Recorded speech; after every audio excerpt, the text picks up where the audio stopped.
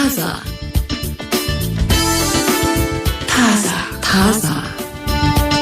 ትግስት በጋሻውና ጸገነት ላቀ አብረናቸዋለን። ምን ወሬዎችን እናወራለን? ትች ምን ወሬ አለ? ፍቅር የሚል ይመስለኛል ሁለታችንም ጋር ያለው ነገር። ያው በሚካኤል ጀምረናል። እሱ ካለ ፍቅር አለ። ጀማመራችን ራሱ ይሄ ዘፈን ብሰማው በቃ የማይሰለችኝ ዘፈን በቃ እሱ ሁሉ ሙዚቃዎች ዘው ብለው የፍቅር ግንኙነት ውስጥ እንድትገቢ ያደርጋሉ። ሳትዘጋጂበት በቃ እሱ አይነት ድባብን ከሚፈጥሩ የኢትዮጵያ ድምጻውያን ውስጥ በቃ የፍቅር ነገር ከተነሳ ሚካኤል። እሺ አር ዩ ዘ ዋን ይባላል ብዙ ጊዜ አሁን በእንግሊዘኛ። በእርግጥ ይሄ ሰው ባሌ ሊሆን ይችላል፣ በእርግጥ እቺ ሴት ሚስቴ ናት የሚለውን ጥያቄ የምናነሳባቸው ሰዎች ሊኖሩ ይችላሉ። አንዳንድ ሰዎች ገና መጀመሪያ ሳያት ነው በቃ ሚስቴ ናት ብዬ የደመደምኩት የሚሉ አሉ። ገና መጀመሪያ የተገናኘን ቀን ነው በቃ ባሌ እንደሚሆን እርግጠኛ የሆንኩት ይላሉ። ምን አይነት ማረጋገጫ ቢያገኙ ነው? ምን ያህል ዝግጁ ሆኖላቸው ነው ያ ሰው ያቺ ሴት? ያስገርማል። በእርግጥ ይሄ እርግጠኛ ሆነሽ አውርተሽ በኋላ ላይ ካለፈ በኋላ ራሱ አብረሽ ኖረሽ ይሄን ማለት ይገርማል።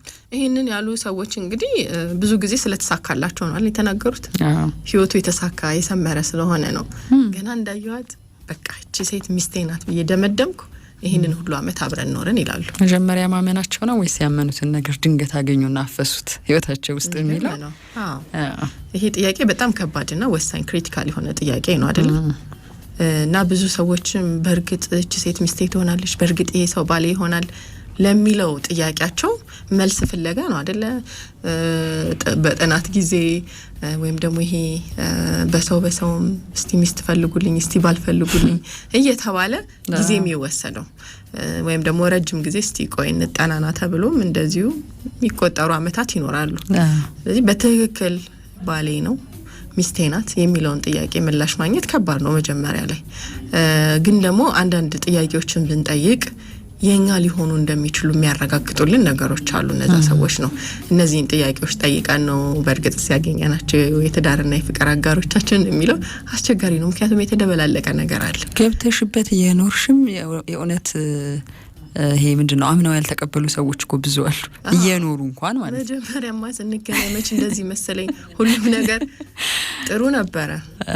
ሁሉም በቃ ይሄ ለፍቅር የምፈልጋቸው መስፈርቶች ሁሉ የጠየኳቸውን ጥያቄዎች ሁሉ የሚያሟላ ሰው ነው ብዬ ነው የገባሁት። ግን ከገባው በኋላ ነው ጉዱ የወጣው የሚሉ ሰዎች አሉ። እውነት ከአንተ ጋር እየኖርኩ ነው፣ እውነት ከአንቺ ጋር እየኖርኩ ነው በመባባል መጀመሪያ ያወቅኩት ነው አንቺ መጀመሪያ ያወቅኩሽ ሴት ነሽ በእርግጥ የሚል ይሄ መሀል ላይ ድንገት የፈነዳ የሚመስል ማንነት ወይም ድንገት የተጋለጠ የሚመስል ማንነት ሰርፕራይዝ የሆኑ ሰዎች አሉ።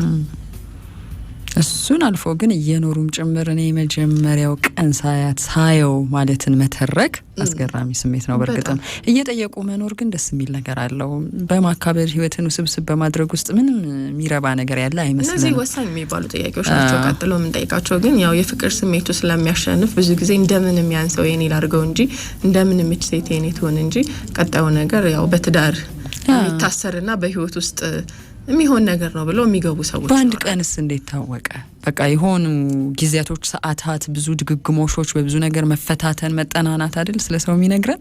ስለ ፍቅር ግንኙነት እንደውም ይሄ ነው በደንብ የተሰበከው። ፍቅር ስሜት በጣም ሲያይል ወይም ይሄ ፍቅር ስሜት ውስጥ ስንሆን ትዳርን እንደ ማሰሪያ እንቆጥራለን። ቶሎ ብዬ የኔ ላርጋት ወደሚለው ነገር ይመጣል። ቶሎ ብዬ በቃ ቶሎ ትዳር ውስጥ ልገባ፣ ከዛ ይሰራል ስራው፣ ከዛ በቃ መፋጠጥ ጉድ ይወጣል ይባላል። ለምን ምን አስቸኮለኝ የሚያስብለውን እውነተኛውን ህይወት መጋፈጥ ይመጣል። የሰዎች እውነተኛና ትክክለኛ ማንነት የሚወጣው እንደውም ትዳር ውስጥ ስለሆነ ማለት ነው። ስለዚህ ያንን የሚጋፈጡ አይመስላቸውም ብዙ ሰዎች።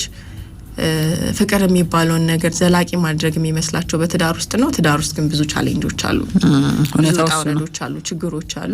ያንን መጋፈጥ የማይችል ነገር ሳትገነቢ ወይም ጥንካሬ ሳትይጂ ትገቢበትና ብዙ መስቀልቅል ይመጣል። ከዛ እንደውም አንዳንዴ ትዳር መቻቻል ነው ይባላል። ማን ነው አንደኛ ይቻላል ማቹን ነገር ሁሉ እኮ ችለሽ እየኖርሽ ነው። ወይ አንደኛው አምባገነን ነው፣ አንደኛው ዝም እንዲል ተደርጓል። አንደኛው ጨቋኝ ነው፣ አንደኛው ተጨቋኝ ነው። ወይ ማቀማቷል አንደኛው ወገን ወይም ወደ ሞት እየሄደ ነው፣ ወይ መጨረሻ ላይ ስንተርክ የሚያሳዝን ያንደኛው ፍላጎት ታሪክ የሆነ ነው የተጠበቀ ነው፣ ያንደኛው ፍላጎት ተቋርጧል። ስለዚህ ፍላጎቱ የሚጠበቅለት ሰው እንደ ልቡ እየኖረ ፍላጎቱን ገድሞ የሚኖረው ሰው ደግሞ ያው እንግዲህ መቻቻል የተባለ ማሰሪያ ይሆናል። ይሄ የትኛው እንደሆነ መቻቻል ሳይገባን እንዲህ አይነት ነገሮችን እናነሳለን። ግን ያው መጀመሪያ ላይ ብልህ ለሆኑ ሰዎች ትዳር ሁሌም እንደሚባለው የህይወት ዘመን ጥምረት ስለሆነ ወሳኝ ጥያቄዎች መነሳት አለባቸው። እኔ በጣም ተስፋ አደርጋለሁ። ቅድምም ስልሽ ነበር ስቱዲዮ ከመግባታችን በፊት አሁን እነዚህ ሁሉ ጥያቄዎች አልኩሽ። እነዚህን ጥያቄዎች ሰው ሁሉ ጠይቆ ቢገባ እኮ ብዙ ነገር ይስተካከል ነበረ። ትዳር ውስጥ የሚሰሙ ምስቅልቅሎሾች ወይም ደግሞ የሚመጡ ችግሮችን መጋፈጥ አያቅተንም ነበር። እንደው አንዷን እንኳን የሚያሟላ አንዷን ጥያቄ እንኳን መልሶ ከገባ ሰው ጥሩ ነው ከሚነሱ ጥያቄዎች ውስጥ። እንደው የዕለት እንኳን የመጀመሪያ ስንገናኝ ስንተዋወቅ ባንጠይቅ እንኳን የመተዋወቂያ ጊዜያችን ላይ ለብቻችን ሆነን የምንመልሳቸው የምንጠይቃቸው ጥያቄዎች መኖር መቻል አለባቸው። ዝም ብሎ በስሜት ብቻ ጭፍን ሆኖ በቃ እየበላሽ እየጠጣሽ እየተዝናናሽ እጅ ለእጅ ተያይዘሽ ታምራለች፣ ያምራል፣ ተመችቶኛል፣ ተመችታኛለች በሚል ሰዎችም አብራችሁ ሁኑ እንጂ የሚለውን ሊገፋፉ ይችላሉ። እነሱ አያውቁማ። አዎ እንደ ውለድ እንጂ ስለተባለ አሉን አንዳንድ ትክክለኛ ያልሆኑ ምክንያቶች ወደ ትዳር ልትገቢ የምትገደጅባቸው። ከዛ መጨረሻ ላይ እንግዲህ ኑሮውን የምናጣጥመው እኛ ነን። ማጣጣም የምንለው ልክ ደግሞ አሁን ይሄኛው ትውልድ የሪሌሽንሺፕን የተረዳበት መንገድ፣ ግንዛቤው ለዛ ራሱን ዝግጁ ያደረገበት መንገድ፣ አጣማሪውም ደግሞ እንደዛው ዝግጁ ያደረገ ነው ወይ? ቀጣዩ ትውልድ ጥቃትን የሚታገስ አይመስለኝም አይደል? አቢዩዝ መደረግን ምልክቶቹ በጣም በስተዋል እንጂ ግንዛቤዎች ተፈጥሯል። አቢዩዝም ጥቃትን በተመለከተ የቃላት ጥቃት፣ የአካላዊ ጥቃት እየተባለ ብዙ ነገር አወራን እኮ። በዚህ ጉዳይ ላይ ማውራት መረጃው መኖር በራሱ ይሄንን ነገር አልታገስም የሚል ትውልድ ይመጣል ማለት ነው። ስለዚህ በቦክስ እየተመታች በሚስትነቷን የምትቀበል ሴት ልትኖር አትችልም። ወይም ገና ከጅምሩ እንዲህ አይነት አዝማሚያ ያለውን ሰው ቶለሬት ልታረግ አትችልም። የሚመክርም ሰው አይኖርም። ችግር የለውም ቻዩ ትንሽ ጊዜ ነው የሚልም ሰው አይኖርም። ስለምትወድህ እኮ ነው የሚሉ ይሄ መደባደብን፣ መሰዳደብን ይሄ ያይምሮም የስነ ልቦና ጥቃት የሚያደርሱ ነገሮችን ተቀብለሽ እንድንኖሪ በትዳር ስም የሚያስገድድ ነገር አይኖርም። ምክንያቱም ሁላችንም ውጤት ነን የቤተሰቦቻችን ብለናል። እየተሰራን አይደል የምንመጣው። አነሰም በዛም እነሱ መቻቻሉ ትንሽ እየቀራቸው ጭምር በፍቅር የሚያሳድጉን ወላጆች እየተፈጠሩ ነው። በተለያየ ኢኮኖሚ፣ በተለያየ ግንዛቤ ቀድሞ ከነበረው ቀድሞቹ በደንብ አልተንከባከቡንም እያልኩ አይደለም። ግን አሁን ለልጆቻችንን ያለን ዋጋ አስቢ። ትንሽም ቢሆን ይገባኛል ይሄ ፍቅር፣ እንክብካቤ፣ መተሳሰብ፣ መከባበር፣ ጥሩ ህይወት የሚል ማንነት ነው የሚመጣው። መሰጣጣት፣ ፍቅር፣ መገላለጽ የሚባሉ ኢንቲሜት መሆን፣ በደንብ መቀራረብ የመሳሰሉ ነገሮች በደንብ የሚወሩበት ትውልድ ነው አይደል ቀጣዩ ትውልድ። ስለዚህ ይሄንን ቦታ መስጠት በፍቅር ህይወት ውስጥ በትዳር ህይወት ውስጥ የሚለው ነገር አንዱ በቃ ትክክለኛ መስፈርት እንደሆነ የሚያምኑ ነው የሚሆኑት። ስለዚህ ሳያወሩ ያ ነገር በሌለበት አብሮ መኖር የሚለውን ትርጉም ሊሰጡት አይችሉም። እና አንዳንዴ አሁንም ያለው ትውልድ ላይ የሚታዩ ትዳር ላይ ትዳር አይታገስም ያሁን ትውልድ በቃ ቤተሰቡን አክብሮ አይኖርም ተብሎ የሚፈረድበት ፍርድ አለ። አዌር የሆነ በመጣ ቁጥር ሰው ለአንዳንድ ነገሮች አይደል መረጃ በኖረን ቁጥር ግንዛቤው በኖረን ቁጥር ይሄንን አልታገስም፣ ለኔ ይሄ ሰላማዊ ህይወት አይደለም፣ ሰላማዊ ህይወት መኖር የምፈልገው በዚህ መንገድ ነው እምቢ የሚል ትውልድ ይሆናል። ይሄ ሰላማዊ ህይወትን ከመፈለግ ነው እንጂ አፈንጋጅ ከመሆን ወይም ደግሞ ይሄ የማህበረሰብን እሴት ከመናድ መታየት የለበትም። ሰላማዊ ነገር የምንፈልግባቸው ነገሮች አፕሪሺየት መደረግ አለባቸው። አለበለዚያ የሰው ልጅ መሞት የለበትም እየኖረ ነው በሚል ስም ህይወት ነው ትዳር ነው እየተባለ እንዲሞት ወይም በጣም በቃ እንዲታገል እንዲንደፋደፍ ትንፋሽ እንዲያጣ መበረታታት ጥያቄዎቹም ተገቢነት የሚኖራቸው ለዛ ነው። እንደው ከዳር ሆኖ የማካበድና ምን በካልኩሌሽን ነው እንዴ የሚል የሆነ አስተያየት አለን ብዙ ነገር ላይ። በቃ ሲሰጥ ተሰጠ ነው፣ ስታፍሰው ታፍሰዋለህ ነው አይደለም። ግን እንደዛ አይደለም። አንድ ቭሎገር የሚያዩት ከሆነ አድማጮቻችን በጣም የሚገርመኝ ስለሆነ ነው። ጥቁሮች ናቸው፣ የጥቁር ቤተሰቦች ናቸው። ትዳሩ ከ35 ዓመት በላይ ቀጥሏል። እናት በካንሰር ታማሚ ሆነች፣ ተኛች፣ ይሄን ያክል ቀን ይቀራታል ተብሏል። ቤተሰቦች ይንከባከባሉ። ልጅቷ የምታሳየው ወይም ልታሳይ የሞከረችው የእናትን መታመም አይደለም። ስቃዩ አለ አይደል እንደ ሰው የሚያሳምመን ነገር የባልየውን ሁሌ አብሯት መሆን፣ ይሄን ሁሉ ልጅ አሳድጎ አብሮ ብዙ ቢዝነስ ሰርቶ ይሄ የራሱ ጉዳዮች ኖሮት የራሱ ሶሻል ላይፍ ኖሮት ይሄ ህይወት መጨረሻ ላይ እንድታርፊ ሊገፋፋሽ ሲገባ መጨረሻ ላይ ሌላ ስቃይ ይዞብሽ ሲመጣ እሱን ሁሉ ችሎ ከእናቴ ጋር ነው ያለው። በየቀኑ የሚሰጣት ፍቅር፣ እንክብካቤ፣ እሷ እንድትዝናና የሚያወሩት ሚንሾካሾኩት። እሷ ተኝታለች ቤት ውስጥ ወደ ቤት ትግባ ተብሎ እሱ ምቾቷን ነው ምን እንደምትበላ ምን እንደምትጠጣ እንዴት እግሯን እንደሚያሻት እንዴት መጨረሻ ላይ ያው ትሞታለች እስከ ሞቱ ድረስ ያለውን ታሳያለች። ፊልም ታሪክ ነው የሚመስለው። ጥያቄ ግን የምትጠይቀው የመጨረሻ ቪዲዮ ይገርመኛል። ሁልጊዜ 7 ቀን ቀርቷታል 8 ቀን ቀርቷታል እያለች ነው የምትሰራውና ግን ከአባቷ የተማረችውን ነገር ነው። እንደዚህ አይነት ወንድ ላገኝ እችላለሁ በህይወቴ እናቴ ታስቀናለች ነው የወረሰችውን ነገር። ግን አስቢች ሴት ሄዳ ምን አይነት ወንድ ጋር ትኖራለች እንግዲህ ፈጣሪ ነው የሚያውቀው። ግን ለየትኛው አይነት ወንድ ትማረካለች ግን የምገምተው ነገር አለ። ቢያንስ የህይወቷን ሙሉ ምን አይነት አባትና ባል እንዳየች አይታለች እዛ ቤት ውስጥ። ግን መጨረሻ ላይ ስትሰናበትም እናትየዋ አባትየውም የመጨረሻው ቀን ሲሰናበት እናትየዋን በጣም የሚገርም ፍቅር ኢንቲሜሲ በሚሞሪዋ እንደሚኖር በቃ ሁሉንም ነገር እንደሰጠችው ምንም የሚቆጭ ነገር እንደሌለ እሱ እንደሚከተላት እንደሚገናኙ ነው የሚተርከው እዛ ጋር። ግን ኖረውት ነው ይሄ ለፊልሙ ብለው ሰርተውት አይደለም። ይገርመኛል አሁን ይሄ ምን አይነት ሰው ቢያሳድገው ነው እንዴት ኢንጆይ ቢያደርጉት ነው ህይወትን። ከዛ ደግሞ ልጆቹ የወሰዱት ነገር ወጣቶቹ ልጆች። እኔም አንድ ታሪክ የነገረችኝ እንደዚሁ በህመም ረጅም ጊዜ አልጋ ላይ ያሳለፈች ሚስቱን ነው እና ለረጅም ጊዜ ያው እንግዲህ አልጋ ቁራኛ ስትሆኚ ከባድ ነው ይሰለቻል የሚያስታመም ሰው ይሄ ግን በቃ ምንም ያልተፈተነ ለዛውም ደግሞ ይሄ ብዙ እንደዚህ አይነት በማይበረታታበት አካባቢ ላይ የኖረ ማህበረሰብ ነው። ወንድ ወደ ስራ ወደ ውጪ ነው እንጂ ቤት ውስጥ ቁጭ ብሎ እንዲያስታምም እንዲንከባከብ ፍቅር እንዲሰጥ በማይጠበቅበት አካባቢ ላይ ያለ ነው። ግን ሳይሰለች ሚስቱን ያስታመመ ባል ነው። መጨረሻ ላይ ያው ህይወቷ ሲያልፍ ሲያለቅስ ራሱ አለችኝ አትሰለችኝም እኮ አትሰለችኝም። በጣም አንዳንድ እንዲህ ልብ የሚነኩ ታሪኮች አሉ። በችግር ውስጥ እንዲህ አይነት ሰዎች ናቸው አርዩ ዘዋን የሚባሉት።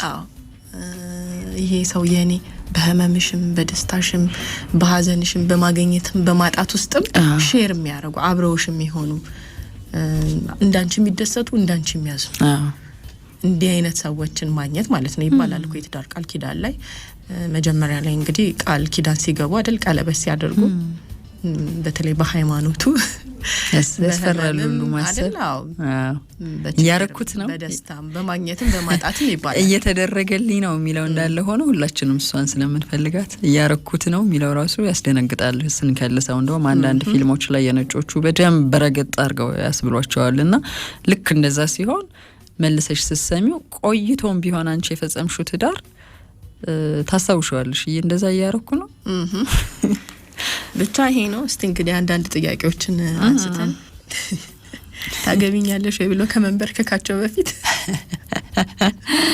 መንበርከኩ በጣም በስቷል። መንበርከኩ ባልከፋ ግን እነዚህ ጥያቄዎች ተመልሰዋል ወይ መመለስ ብቻ አይደለም ተጠይቀዋል ወይና ተፈትሸዋል ወይ የሰዎቹ እንግዲህ ለአጣማሪነት የተመረጡ ሰዎች ተፈታትሸዋል ወይ በእነዚህ በጣም ወሳኝ በሚባሉ ጥያቄዎች በጣም ልጆቻችንንም እንደዛ ማዘጋጀት ጥሩ ነው እንዲጠይቁ። ሽምግልናውም ባልከፋ ተልልሽ ብለው ስም ለካ አሳሳቢ ነው። ወሳኝ ሰዎችን ይዘሽ ሄደሽ በቃ እንቢ አትባይም። ከባድ እኮ ነው እንግዲህ እነዚህ ሰዎችማ መተውብኝ የተቀየሩ ነገሮች አሉ። የከበዱ ሰዎች እንዴት እንቢ ይላሉ የሚያስብል አላላኩ ራሱ ይሄ ጥምረቱን የምትፈልጊበት መንገድ አንቺ በዙሪያሽ እነማን አሉ እነማን ይዘሽ መተሽ ነው በቃ ይሄንን ትዳር የፈለግሽው ወይም ደግሞ ከቤተሰብ ጋር መቀላቀል የፈለግሽው የሚለው ነገር ራሱ አሁን በጣም እየከበደ መጥቷል። ሌላ ዙር ውስጥ እኛ ረስተነው ነው ጊዜውን ወይስ ሌላ ነገር ውስጥ ነን? ምስክርነት ያለበት ትዳር ነው የሚሆነው። ራሳችን ምስክርነቱን ብንሰጥ ይሻላል ባየነው ነገር ጥያቄውን ብቻ መጠየቅና ካልተጠያየቁ ራሱ እነዚህ ነገሮች ህይወታችን ውስጥ ሲመጡ እንዴት ነው የምንወጣቸው? ምን ያክል ዝግጁ ነን? ትዳር የሆነትም እነዚህን ጥያቄዎች እንዲመለሱ የሚያደርግ ነው እንዴ? ለመመለስ መዘጋጀት አለብን እንዴ ብለውም ራሳቸውን እንዲያውት ያው ከፍቅር ትዳር ግንኙነት አንወጣም። ምናልባት ደግሞ ራሳችንን ምንሸውድባቸው አንዳንድ ነገሮች ግንኙነቱን መንጎዳባቸው አንዳንድ ነገሮች ውስጥ የተመደበ አንድ ጉዳይ እናነሳለን። የዚህን ትውልድ የፍቅር ወይም የትዳር ግንኙነት እየገደለው ያለ አንድ ጉዳይ አለ። የቅንጦት ጥበቃ ይሉታል። ሌግዠሪ ኤክስፔክቴሽንስ ብለው ያስቀምጡታል። በጣም ብዙ አይነት ጥበቃዎች አሉ በነገራችን ላይ በግንኙነታችን በፍቅርና ትዳር ብቻ ሳይሆን በሌላውም ግንኙነቶቻችን።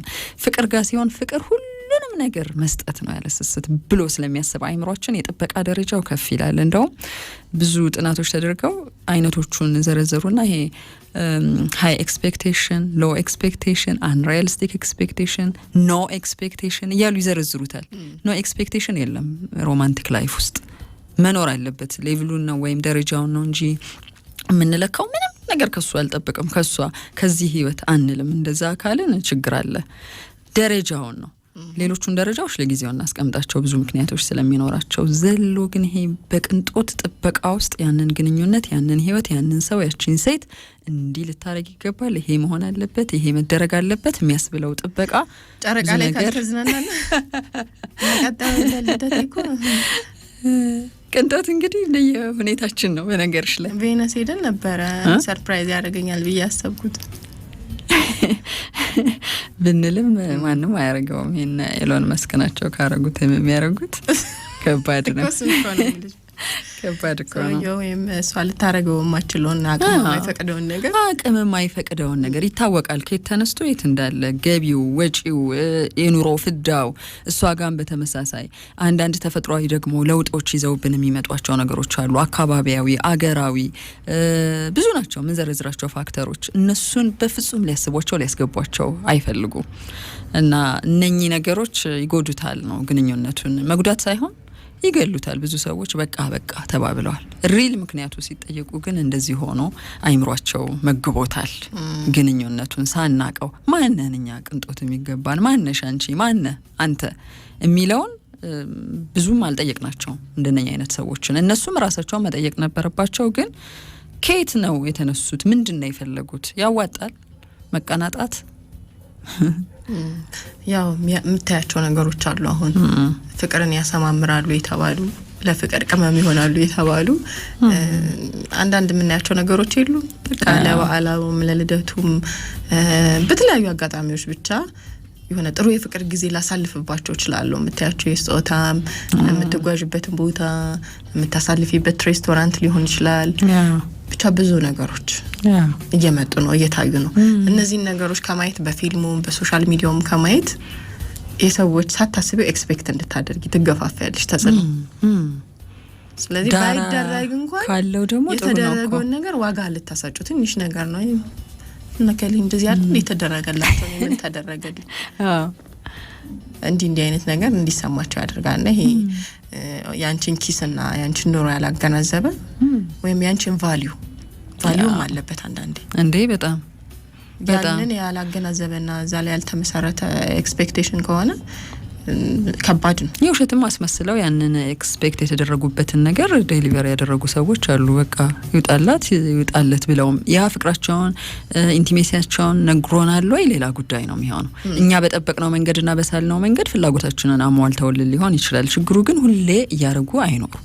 አንዴ ሁለቴ ማስመሰል ሊኖር ይችላል።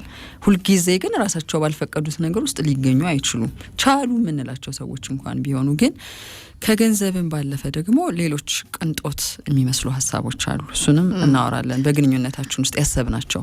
እሺ እንግዲህ የፍቅር ጉዳይ ሆኗል ዛሬ ምሽቱ። በፍቅር ነው ለሁላችን ላፈቀረውም ላላፈቀረውም ላገባውም ላላገባውም ይሆናል ያስባሉ። እሺ ከኛ ጋር ሆኖ ወደፊት የትዳር ግንኙነት ውስጥ ለመግባት ወይም የትዳር አጣማሪያችንን ስናስብ በእርግጥ እቺ ሴት ሚስቴ ናት፣ በእርግጥ ይሄ ሰው ባሌ ነው የሚለውን ጥያቄ ሰዎች የሚያነሱበት ነው። መግቢያችን ላይ እንደተናገርነው አንዳንድ ሰዎች ገና ያየኋት ጊዜ ነው ሚስቴ እንደሆነች ያረጋገጥኩት፣ ገና ያየሁት ጊዜ ነው በቃ ይሄ ሰው ባሌ ነው ብዬ ደመደምኩት ይላሉ። ይሄን ታሪክ የሚነግሩን እንግዲህ ረጅም ዓመታትን በትዳር ካስቆጠሩ በኋላ ነው። ሳምሮላቸዋል። በጣም ጥሩ ነው አይደል? እንዲህ አይነት አጋጣሚዎች ደግሞ አሉ። ሳየው በጣም በቃ ልቤ ድንግጣለ፣ ሳያት ልቤ ድንግጣለ፣ ከኔ ጋር የምትዘልቅ ሴት እንደሆነች ተሰማኝ፣ ሚስቴ ናት ብዬ ደመደምኩ የሚሉ ሰዎች አሉ። ይሄ ጥሩ ነገር ሆኖ ሳለ ግን የሰዎችን መጣጣም ዘላቂ ህይወት በማሰብ ውስጥ ዘላቂ ግንኙነትን በማሰብ ውስጥ ግን ወሳኝ የሚባሉ ጥያቄዎች አሉ። ይሄ ሰው ባሌ ነው፣ እቺ ሴት ሚስቴ ናት የሚለውን ነገር ለማረጋገጥ ወይም ደግሞ ቢያንስ ለመፈተሽ የሚያስችሉን መጠየቅ ያለብን ጥያቄዎች ናቸው። እነሱ አጠገባችሁ ሲገኙ ሲሆኑ ወዲያውኑ ይሄ ቀለል ያለ ፈታ ያለ ስሜት ይሰማችኋል? ብዙ ጊዜ ከጓደኞቻችን ጋር ነው አይደል እንደዚህ አይነት ስሜት የሚሰማው ረጅም ጊዜ የምናሳልፈው እኮ ለዛ ያለ ገደብ ምንም ነገር ሳንሰለቻች በቃ ምቾት ተሰምቶን እንዲህ አይነት ታይም እናሳልፋለንና አንዳንዴ በጓደኝነት ያሳለፉ ሰዎች ጥሩ ጥንድነት ይወጣቸዋል ይባላል አስቀድመው ይሄ የፈጠሩት ምቾት አለ ጓደኞች ሁሉ የቅርብ ጓደኞች ሁሉ የትዳር አጋር ይሆናሉ የሚለው ድምዳሜ ላይ ባይወስደንም ግን ከጥሩ ጓደኝነት ወደ ትዳር አጋርነት የተቀየረ ግንኙነት ውስጥ ያሉ ሰዎችን እናውቃለን እነዚህ ሰዎች ይቀላቸዋል ወደ ትዳር ህይወት ለመምጣት ምክንያቱም ኮምፎርታብል ናቸው ምቾት ይሰማቸዋል ይቀላቸዋል ብዙ ጊዜ አብረዋቸው ሲሆኑ ካጠገቤ ሲሆን ምቾቴ ናት ምንላቸው ናቸው የደህንነት ስሜት ይሰማናል ምንም ይሄ በቃ ሴፍቲያችንን የሚያስጠብቁልን ሰዎች ናቸው ብዙ ሳቅ ደስታ ወሬ ነበር አንሰለቻችም እኮ ወሬ እኮ አያልቅብንም የሚባሉ አይነት ሰዎች ለጓደኝነት ሌላ ስደት አይሄዱም እነዚህ ሰዎች ባሌ ጓደኛዬም ነው ባሌም ነው አባቴም ነው ብለው የሚዘረዝሩ ሰዎች አሉ እንግዲህ ሚስቴ ጓደኛዬ ማለት ነው ብቻ ይሄ ጓደኛ የሚባለውን ነገር ይጠቅሱታል ለምን ጓደኝነት መካከል ምቾት አለ ከሚመችሽ ሰው ጋር ነው ረጅም ሰዓት ወስደሽ የምታወሪው ጊዜ የምታሳልፊው ሳትደባበቂ ብዙ ነገር ከጓደኛም ጓደኛ ማለት ነው ትመርጫለሽ ሴፍቲሽን የሚጠብቅልሽ ጓደኛ አለ ላንቺ ጥሩ ነገር የሚመኝልሽ ምቾትሽን የሚያስጠብቅልሽ ይሄ ምቾት ይሰማቸዋል ወይ ነው እነዚህ ሰዎች ገና ሲመጡ ይሄ ቀለል ያለ ስሜት ፈታ ያለ ስሜት ምቾት እና ይሄ ለማውራት አለመቸገር እንዲህ አይነት ነገሮች አሉ ወይ ነው ውጪ ላይ ለሰው ሲያስተዋውቃችሁ ወይም ከሌላ ሰው ጋር ስትሆኑ በእናንተ ይኮራሉ የተባለው ደግሞ ሌላው ጥያቄ መሆን አለበት ነው ብቻችሁን ስትሆኑ ብቻ የሚሰራ ግንኙነት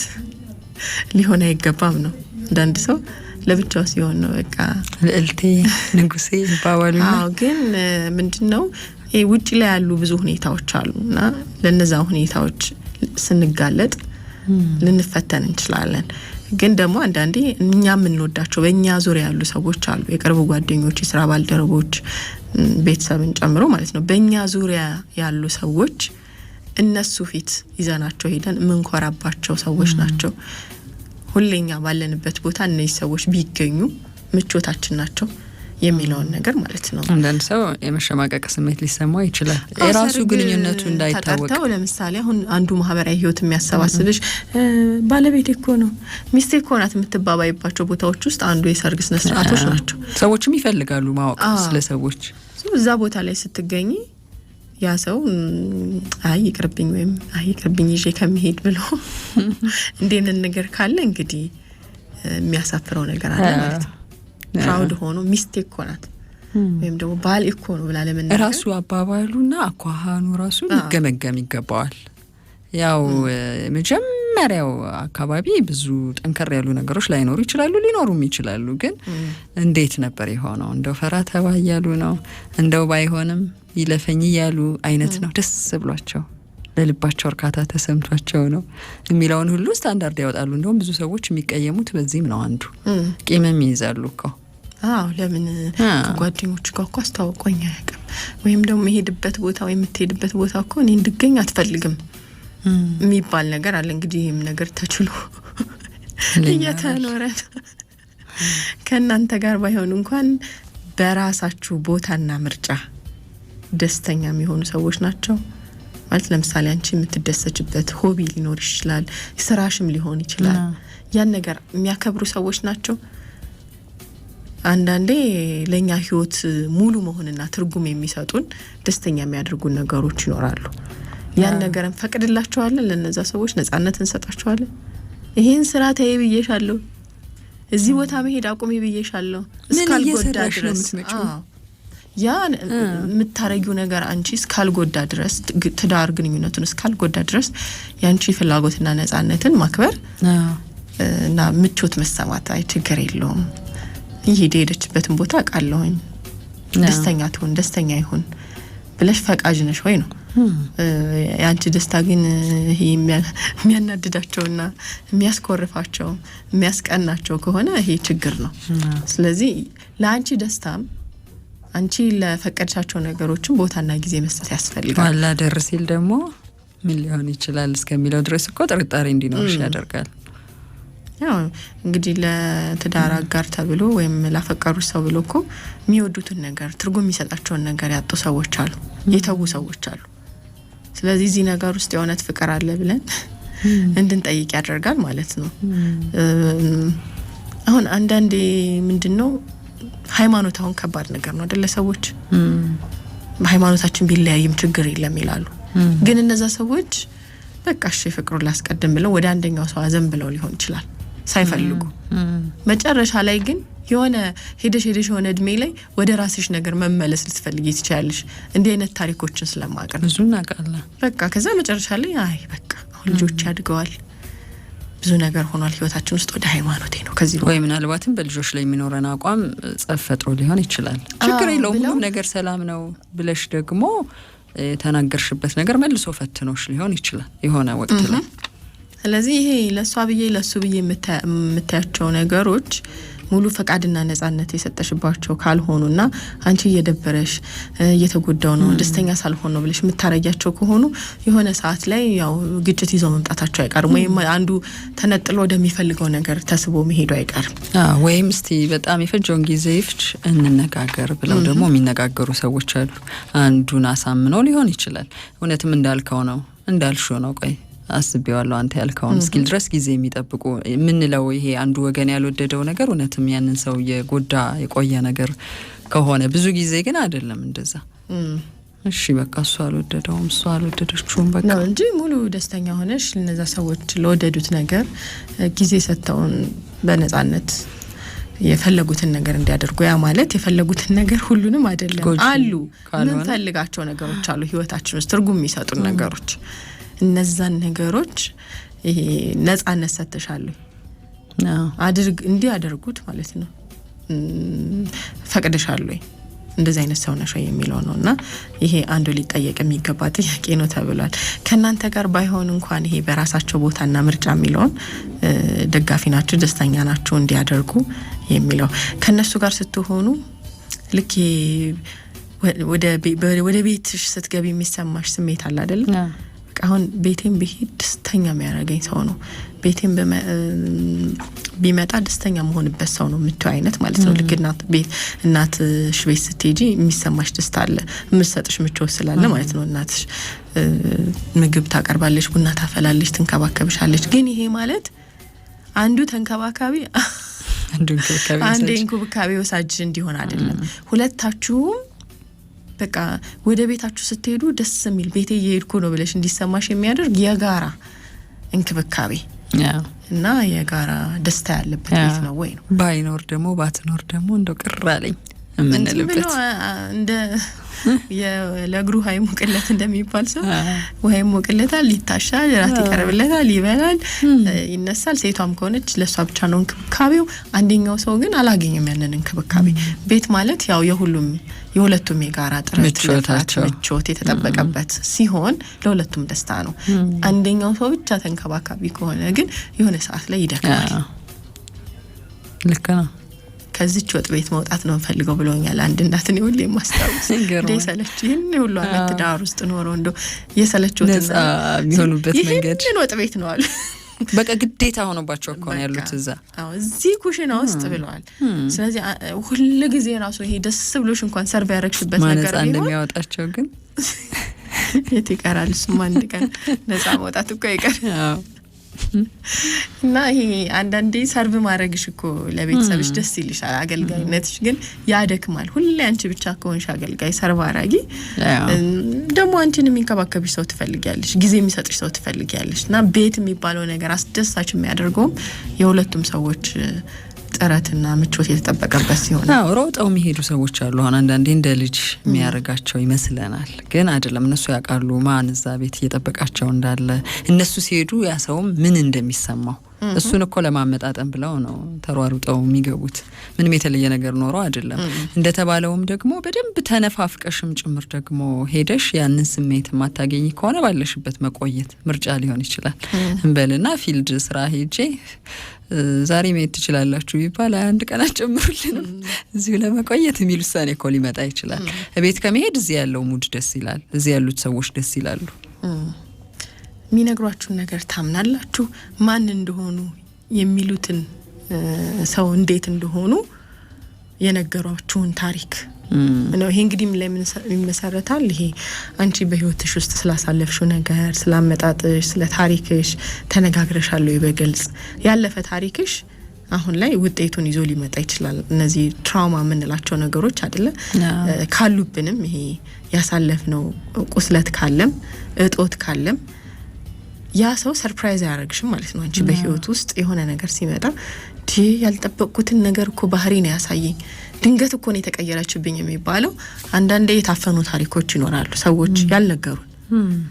ስለሷ ምንም ማላውቀው ነገር የለም፣ ስለዚህ ምንም እኔ አልደነግጥም ምንም ነገር ቢመጣ ብለው አፋቸውን ሞልተው የሚናገሩ ሰዎች አሉ። ያ ማለት አመጣጧን፣ ታሪኳን፣ ችግሯን፣ ጣወረዷን ሰምተዋል ጆሮ ሰጥተው። በወንድም በኩል እንደዛ። ግን ድንገት የሆኑ ሰዎች ባህሪያቸው ሲገለጥ የሆነ ቦታ ላይ ሲወጣ በቃ ተነሳባት አበደኩ እያልሽ የምትፈረጃቸው ሰዎች አይሆኑም ማለት ነው። በደንብ ከተዋወቅሽና ከተነጋገርሽ ወይም ደግሞ እነዛ ሰዎች እንዲሸማቀቁ እንዲያፍሩ ይሄ ባልነገሩሽ ታሪክ ውስጥ ሌላ ማንነት አወጡ ብለሽ ፍርድ እንድትሰጭባቸው አይፈልጉም። በተነጋገርሽው ታሪክ ውስጥ ያን ሰው ጄጅ አታረጊው። በምታውቂው ታሪክ ውስጥ አውቀዋለሁ በቃ ይሄ ነገር ነው እንዲያደረጋ ያለው፣ ይሄ ነገር ነው እንዲያደረጋት ያለው የሚለውን ምንረዳ ሰዎች እንሆናለን ነው። ስሜቴ ገብቶታል የሚል ደግሞ ምቾት ይሰጥሻል። ይሄ ሲሆን እየተናደድሽ ነው። አዎ ግን ምን ሲሆን እንደተናደድኩና የንዴቴን መጠን የሚያቅሰው የምታቅሰት ናት። ስለዚህ መጨረሻ ላይ እንደው ከዚህ ንዴት ልውጣ እንኳን ብንል የሚያወጡን እነሱ ሊሆኑ ይችላሉ። ከዚህ ስሜት በደንብ የሚረዱሽ ሰዎች ይሆናሉ ማለት ነውና የሚነግሩሽንም ነገር የምታምኛቸው ሰዎች ይሆናሉ። ከዛ ይሄ አሁን የሆኑትን ነገር ለምን ሆኑ የሚለውንም የምታቂ ሰው ትሆኛለሽ። ስለዚህ በሂደት ውስጥ ምን ነገሮችን ተነጋገራችሁ? ምክንያቱም ሁለቱ ጥንዶች እርስ በርስ እየተዋወቁ አንዱ አንዱን እየመረመረ ለመሄድ ያላቸው ዝግጁነት እየጨመረ ነው የሚሄደው። ሁሌም ቻሌንጆች ይኖራሉ። ለቻሌንጆች ግን ቦታ ሊኖረን ይገባል ነው ለምናሳልፋቸው ችግሮች። አብረውን ያሉትን ሰዎች ግን የሚያጋጥመው ቻሌንጅ ልናወግዝ፣ ልናሸማቅቅ፣ ልንፈርድባቸው መሆን የለበትም። በተዋወቅሽው ታሪክ ውስጥ አንዱ አንዱ ላይ አይፈርድም። እያዘነ እየተረዳሽ እያደመጠሽ የሚሄድበት ታሪክ ይሆናል ማለት ነው እና ዱብዳም የሆነባቸውም አንዳንድ ሰዎች ማቁት ታሪክ አለ የትዳር አጋራቸው ጋር ያልተነገረ ታሪክ አለ። ሚላውን እንዲያውም ብላለች ትግስት ዋልተ ንጉስ ትዳር ውስጥ ነው የሰዎችን ማንነት በደንብ የምናየው። አንዱ ትክክለኛ ነገራቸው እንዲወጣ ያደርጋል እንጂ ትዳር ውስጥ ስገባ ነው በቃ ህይወቴ የሚሰምረው የሚሉ ሰዎች ትዳርን ታርጌት አድርገው ከገቡ ለምሳሌ ደስተኛ ታደርገኛለች እሷ ደስተኛ ያደርገኛል ብለው ገብተው ግን ልክ እዛ ህይወት ውስጥ ሲገቡ ሊሆን ይችላል ይሄ ደስታ ያጣሽበት ህይወት የሚመስልሽ ነገር፣ ይሄ ደብቀሽ ያቆየሽው ነገር የምትጋፈጪውና የሚወጣው የዛ ጊዜ የጠበቅሽው ነገር ያልጠበቅሽውን ነገር ይዞ ሊመጣ ይችላል። ምክንያቱም ሁሉ ጊዜ ነው የምትገናኙ። የጋራ የምትያቸው በጣም ብዙ አጀንዳዎች አሉ፣ ኃላፊነቶች አሉ። ሁሉ ጊዜ ለመነጋገር የሚያበቁሽ ብዙ ጉዳዮች አሉሽ። ቆይ ግድ የለም የዛሬ ሳምንት ደውልላታለሁ አልልም እኔ እንደ ጓደኛዬ፣ እሱም እንደዛ ሊል አይችልም። ይሄ አንዱ ነው እንግዲህ የልቤ ነፍሴ የምትባባሉ ናችሁ። ህመሟ ህመማችሁ፣ ደስታዋ ደስታችሁ፣ ይሄ በደስታም በሀዘን የምትጋሩት ህይወት እንደዚህ አይነት ህይወት ውስጥ ነው እንደዛ ልትሏቸው የምትችሏቸው አይነት ሰዎች ናቸው። ያው አንድ ላይ በምታሳልፉት ጊዜ ቅድሚያ የምትሰጣጡ አይነት ሰዎች በቃ ብዙ ነገሬን የምነግረው ሰው ብዙ ነገሬን የምታደምጠኝ የምንወያይ በጣም ሶልሜቴ ናት ይባላል። እንዲያውም ብዙ ጊዜ የነፍሴ የልቤ ሰው ናት የምትባባሉ አይነት ናችሁ የሚለውም እንደዚሁ። ይሄ ደግሞ አብረን እናረጃለን የሚል አንድ ከሷ ጋርማ በቃ እስከ መጨረሻው ነው የሚል አይነት እንደዚህ አይነት ስሜት የሚሰጣችሁ ሰው ነው። ምክንያቱም በህይወት ውስጥ በጣም ብዙ ከባድ ጊዜያቶች አሉ፣ ውጣ ወረዶች አሉ፣ መውደቅ መነሳት አለ፣ ማግኘት ማጣት አለ። በእነዚህ ሁሉ ጉዞዎች ውስጥ እስከ መጨረሻው ድረስ አብራችሁ ልትሆኑ የምታስቧቸው፣ ለምሳሌ አንቺ ስትወድቂ ረግጦሽ የሚያልፍ ሰው ሳይሆን እጅሽን የሚያነሳ እጅሽን ይዞ የሚያነሳ ሁለታችሁም በወደቃችሁበት ጊዜ ደግሞ አብራችሁ ለመነሳት የምትሞክሩ እንጂ በችግር ጊዜ ቆጥሎ የሚጠፋ ብዙ ሰው ነው ያለው። እንኳን በያሁን ልጆቻቸውን አንዳንድ ህመሞች አሉ አይደል? ከባድ ህመሞች በልጅ የሚፈተን ወላጅ አለ። በጣም አንዱ የተዳራጋር ጥሎ ይጠፋል። በጣም በቃ ወጥቼበታለሁ ጨዋታው ተሸንፍ ያለው የሚል ነገር ተናግረውም አይደለም የሚሄዱት። በቃ ተጋፈጩ ነው ተጋፈጩ። ብዙ ሴቶች ይናገራሉ ይሄን፣ ብዙ እናቶች ይሄን ምስክርነት ሲሰጡ ሰምቻለሁ። ያው የራሳቸው መልስ ይኖረዋል። ግን ችግር ውስጥ ረግጦ መሄድ እንዳልሹ ግን አንዱ የታየበት ነገር ነው። ከዛ በፊት እንዴት ተመሰረተ ነው? እርግጥ በጋራ ነገሮች ማለት ልጆች የጋራ ኃላፊነቶች ናቸው። አንቺ ስትወድቂ ደግሞ እንደዛው ጥሎ የሚጠፋ እሱ ሲወድቅ ደግሞ ጥላ የምትጠፋ ነው። ደስታውን ብቻ አብረን ለመቋደስ ምቾቱን ብቻ ለመቋደስ የምንኖር አይነት ሰዎች ወይም ደግሞ አንዱ ሲያገኝ አንዱን ረግጦ የሚሄድ እንዲህ አይነት ታሪኮች አሉ። በጣም ልብ ያቆስላል። አሁን እንዲህ አይነት ታሪክ ይሄም አንዱ ጉዳይ ነው። ሌላ ምንም ያክል እውነታው ምንም ያክል ዋጋ ቢያስከፍል እውነታውን የሚነግሯቸው አይነት ሰዎች ናቸው ወይ? ለምሳሌ አንዳንድ እውነታ መራር ይሆናል ያማል፣ ግን ግንኙነት ውስጥ የግልም የጋራም አለመግባባቶች ሊኖሩ ይችላሉ። ጉዳዩን አውርቶ ተነጋግሮ እረፍት ማግኘትና ያው አንደኛው ሰው ችግር ውስጥ ቢሆን እንኳን ሁኔታውን አውቆ የጋራ መፍትሄ ይፈልጋለሁ የሚለውን አይነት ግንኙነት የምትፈጥሪበት አይነት ጥምረት እንዲሆን ማለት ነው። ስለዚህ ይሄ የሚደበቁ ታሪኮች ይኖራሉ፣ ማንናገራቸው ታሪኮች ሊኖሩ ይችላሉ። የፈለገው ነገር ይሁን ይሄንን ነገር ተናግረን ምታውቃል። ለምሳሌ አሁን ከተዳር በፊት የተፈጸሙ ነገሮች ሊሆኑ ይችላሉ አይደል? ከተዳር በፊት የሆነውን ነገር ይሄ ታሪክ አለኝ ልጅ አለኝ ሊሆን ይችላል። ያን ነገር አስቀድሞ ተነጋግሮ ግን አሁን እንደዚህ አይነት ህይወት ለመመስረት አስቤያለሁ ካንቺ ጋር ወይ ካንተ ጋር ይሄንን እውነታ ተነጋግረን ተማምነን ትዳር ውስጥ መግባት ከቻልን በቃ ሰርፕራይዝ መሆንበት ነገር የለም ከዚህ በኋላ። እውነታውን መራር ቢሆንም እንዳቀው አድርጎኛል እንዳቀው አድርጋኛለች። ሌሎችም ሚስጥር የሚመስሉ ነገሮች ሊኖሩ ይችላሉ፣ ያዝናቸው ነገሮች ወይ ምን ጠረጥራቸው ነገሮች።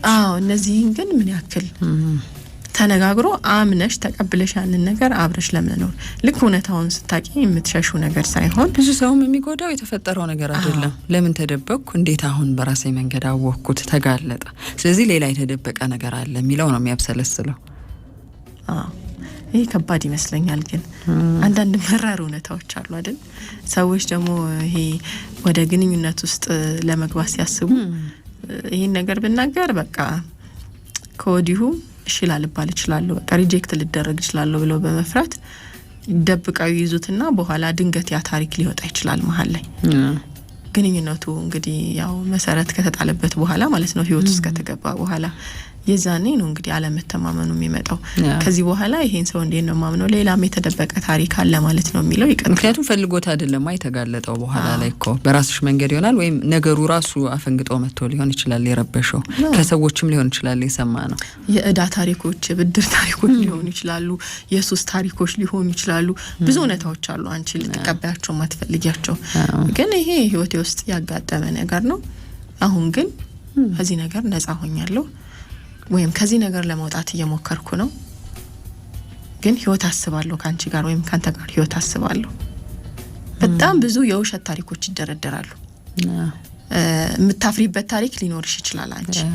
ያ የምታፍሪበትን ታሪክ ግን ብዙ ጊዜ የሚደበቀው ለምንድነው? ይሄ ሰውዬ አክሴፕት ያደርገኛል ወይ ግን ትቀበለዋለች ወይ ብታፍርብኝስ ወይስ ብትተወኝስ በሚል ተደብቆ ይቆይና መሀል ላይ ነው የሚፈነዳው እንደዚህ አይነት ነገር። መስፈርታችንን ደግሞ አውቀን ተናግረን አይደለም እንገባው። መጀመሪያው አካባቢ እኔ እንደዚህ አይነት ሰው አልወድም አልደራደርም ምናምን ትላለች እሷም እሱም ይላል። እንዴት በዛ ትበረታቻለሽ ለመናገር እውነቱን?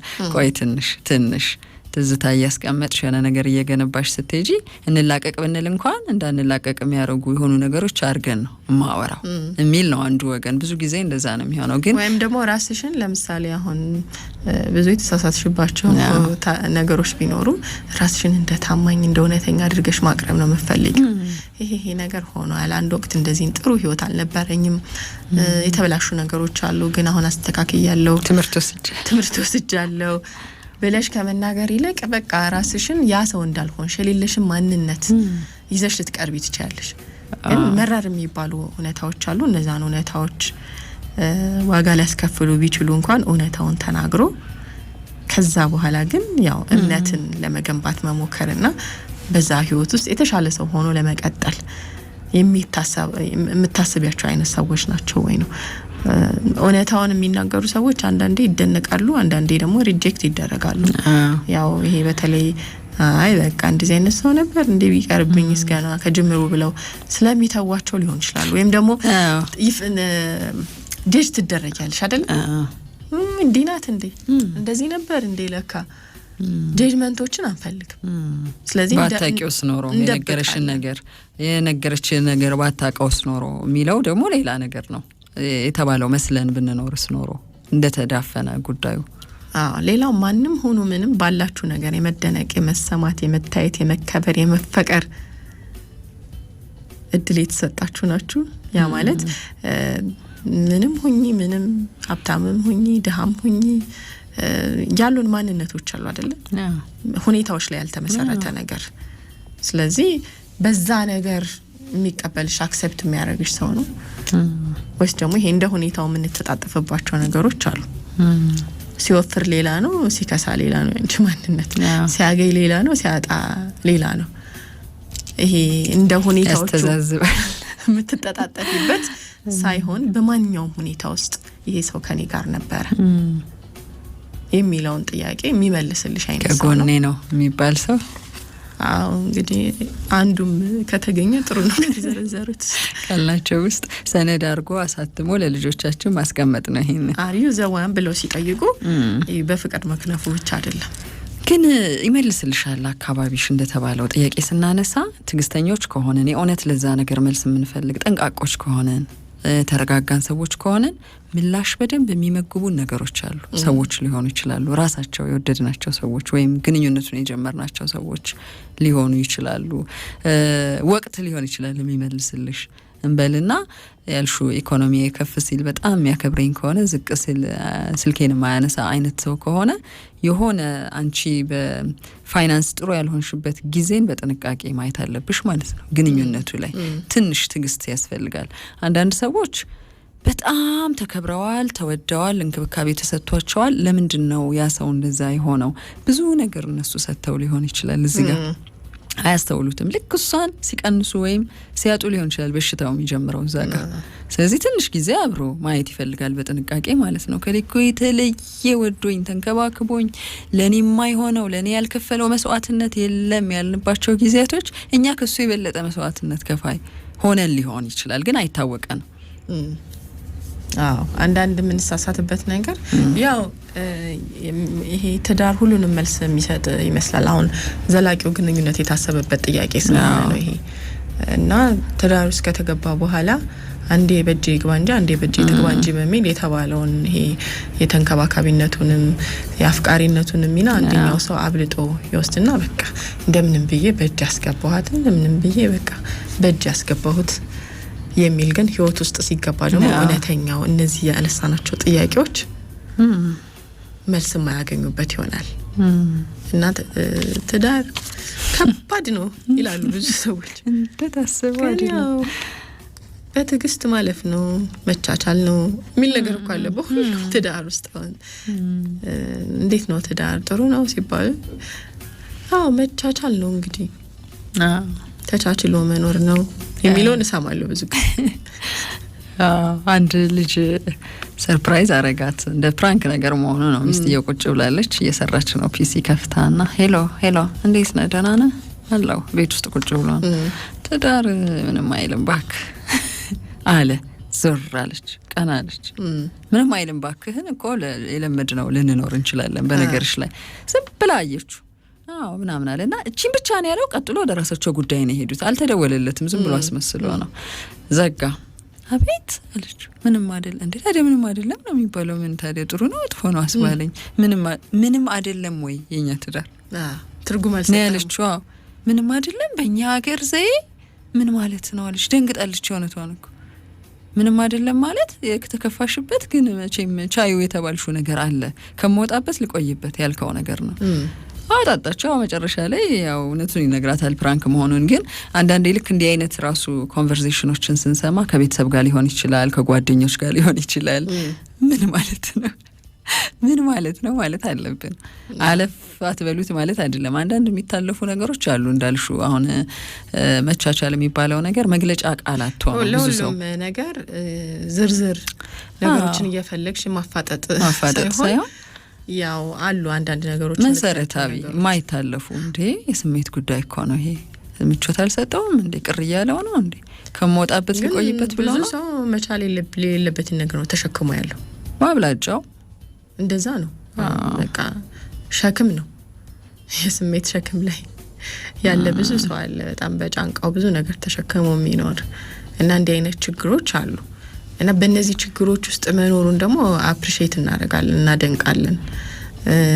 ካለ ትዳር ካለ መኖር እንደው አለው ተብሎ መኖር ይሻላል የሚለውን እያደነቅን ጥሩን ህይወት መኖር እየቻለን ማለት ነው። አስቀድመን እነዚህን ጥያቄዎች እያነሳን ወደ ህይወታችን ልናመጣቸው ያሰብናቸውን ሰዎች መፈተሽ ብንችል ኖሮ ወይም መፈታተሽ ብንችል ኖሮ ፍንጮች ነበሩ አስቀድመው ይሆናሉ አይሆኑም የሚለውን እና ይሄ በፍቅር ስሜት ብቻ የምትታወሪበትና ቶሎ ወደ ትዳር ህይወት ልግባበት የሚባል ሳይሆን መጀመሪያ ላይ የሻቸው ፍንጮች በኋላ እየባሰባቸው ነው የሚሄዱት።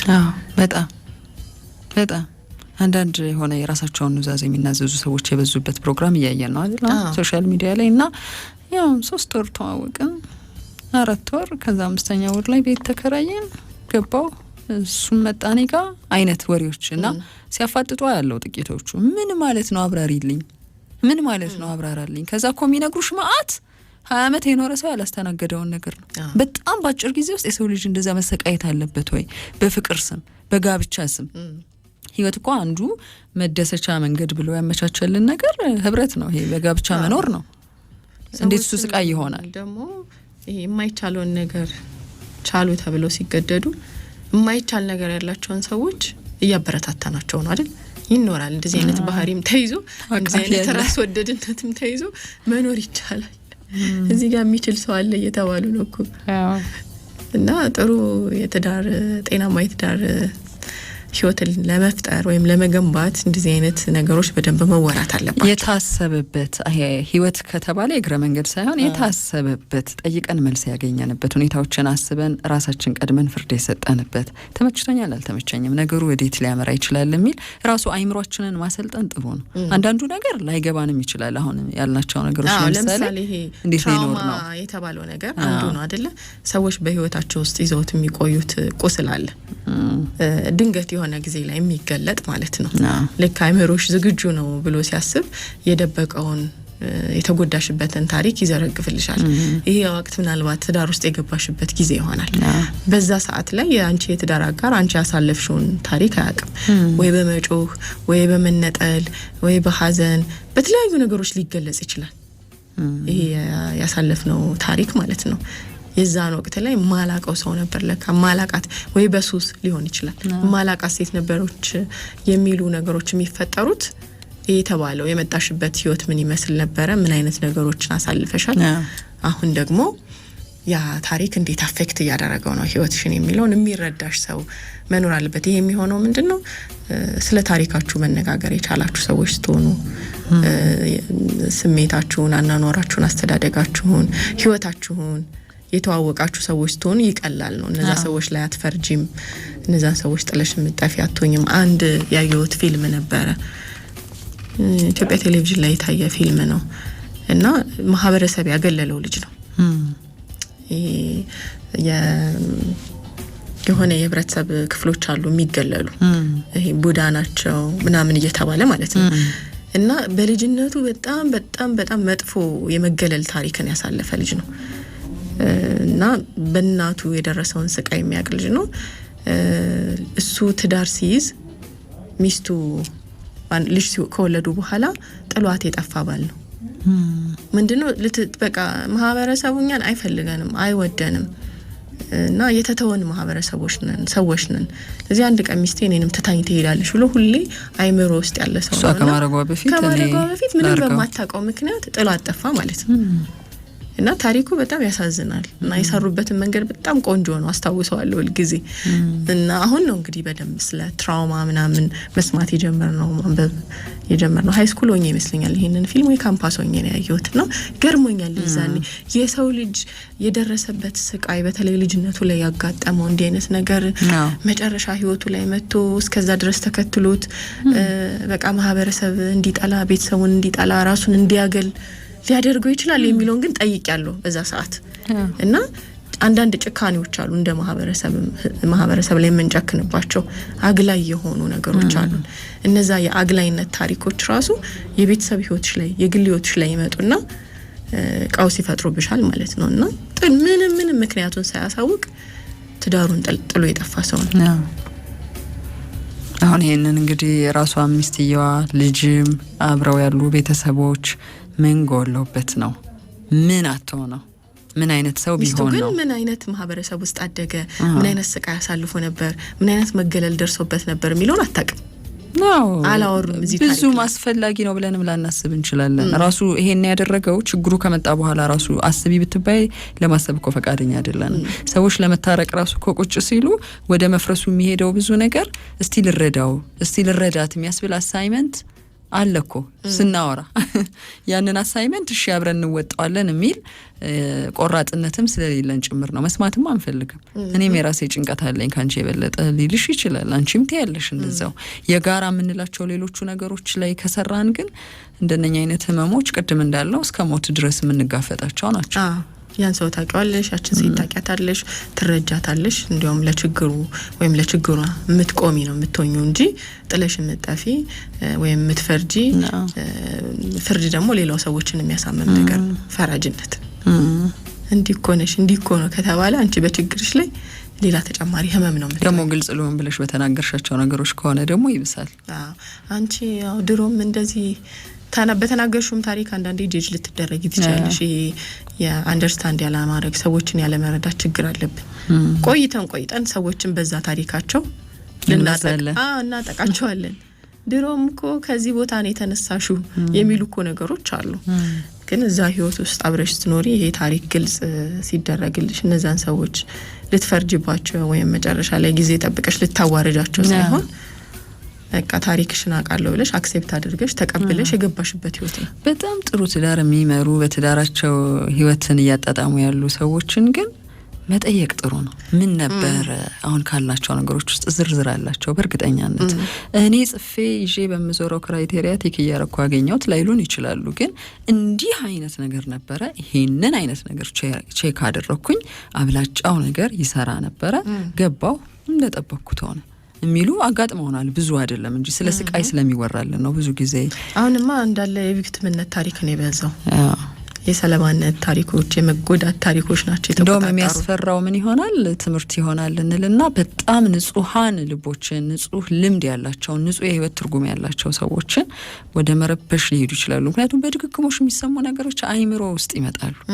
አይምሮ ውስጥ በቃ ወንድ ማለት እንዲህ ነው፣ ሴት ማለት እንዲህ ናት፣ ከዚህ ቦታ የተነሱ ሰዎች እንዲህ ነው መጨረሻቸው፣ አተው ያገኙ ሰዎች ካዲ ናቸው ስለዚህ አይነት ማለት ነው።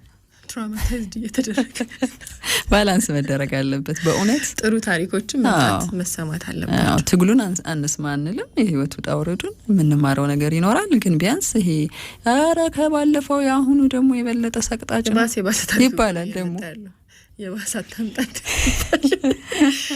እሺ ታዛ ነው እየሰማችሁ ያላችሁት።